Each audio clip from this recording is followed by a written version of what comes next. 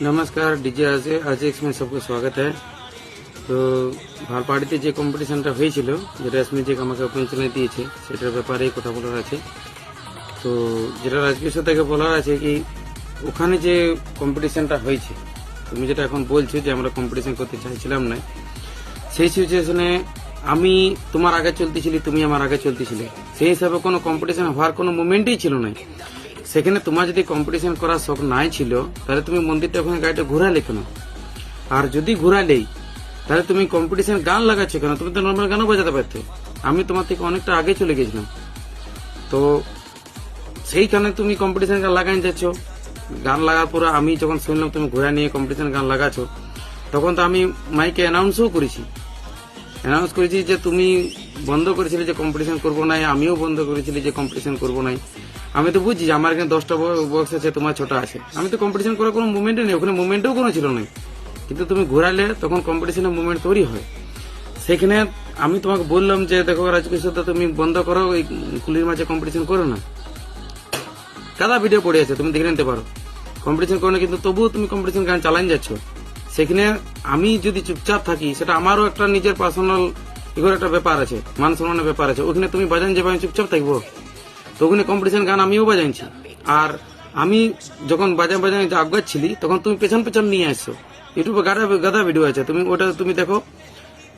এবারে ওইখানে তুমি কলির মাঝে কম্পিটিশন করছো, ওটা কি ভালো হচ্ছে? তোমার যদি কম্পিটিশন না করার ছিল, তাহলে তুমি কম্পিটিশন গানও বাজাতে নাই, আর পেছন পেছন তুমি নিয়েও আসতে নাই। তুমি তো বুঝতে পারছো এখন পরিস্থিতি হচ্ছে যে তুমি যখন দেখলে বেশটা পাচ্ছি না আমি, তখন তুমি এসে ইউটিউবে নিয়ে ভিডিও তুমি ছাড়ছো, বুঝলে? ওটা কোনো ব্যাপার নয়। তুমি তো এটাও বলতে পারতে, হ্যাঁ চলো ঠিক আছে, ফ্রেন্ডলি কম্পিটিশন, 2টা গান হবে, যা হবে হয়, তারপরে বিসর্জন করবো। এই তো আমার ভেনমের সাথে ফ্রেন্ডলি কম্পিটিশন হলো, কই ওটা তো কোনো কমপ্লেন আসে না।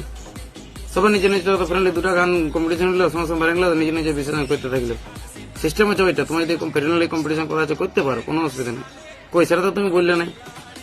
মাইকে তুমি বললে আমি কম্পিটিশন করবো না, কিন্তু সেই ঘুরাইলে, সেই কম্পিটিশন করলে। এখন আমি যখন মাইক করতেছিলি, তখন তোমার ওটা জ্বলন লাগছে।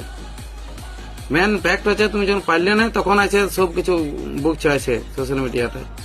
তখন সিস্টেম হলো সমান করো না। তুমি নিজেও জানো সমান বক্সে তুমি পারবে না।